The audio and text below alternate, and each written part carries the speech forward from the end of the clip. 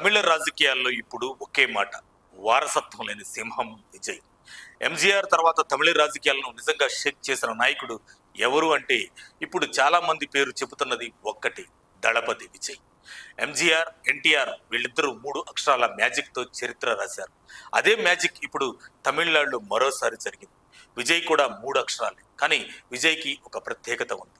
అతనికి ఎలాంటి రాజకీయ వారసత్వం లేదు. కరుణానిధి వారసుడు స్టాలిన్ లా కాదు, ఎంజీఆర్ వారసురాలుగా జయలలితలా కాదు. అతను పూర్తిగా సెల్ఫ్ మేడ్ లీడర్. ఇప్పటి వరకు రజనీకాంత్ పార్టీ పెట్టకుండా వెనక్కి తగ్గారు, కమల్ పార్టీ పెట్టి ఓడిపోయారు, విజయకాంత్ కొంతవరకు నిలబడిన సింగిల్ లార్జెస్ట్ పార్టీగా ఎదగలేకపోయారు. కానీ విజయ్, అది కూడా తన సినిమా కెరీర్ పీక్ టైంలో 100 కోట్ల పారితోషికం తీసుకునే దశలో సినిమాలను పక్కన పెట్టి రాజకీయాల్లోకి దూకాడు. ఇది ఒక మామూలు నిర్ణయం కాదు, ఇది timing master stroke.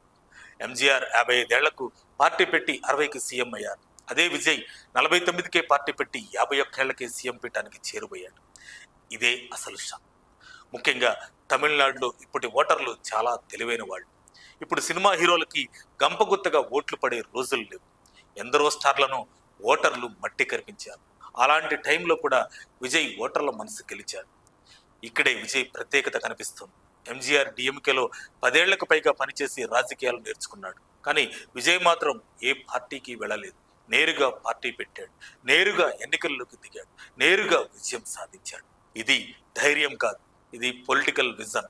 MGR road షోలు, పాటలు, రేడియో ప్రచారాలు పాడారు. Vijay social media, digital strategy, data analytics వాడుతున్నాడు.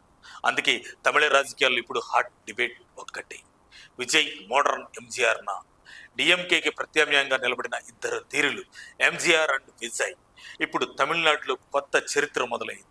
ఇది కేవలం రాజకీయ విజయం కాదు, ఇది ఇండియన్ సినీ పాలిటిక్స్ లో ఒక స్పెషల్ చాప్టర్. వారసత్వం లేని సింహం విజయ్, దళపతి విజయ్.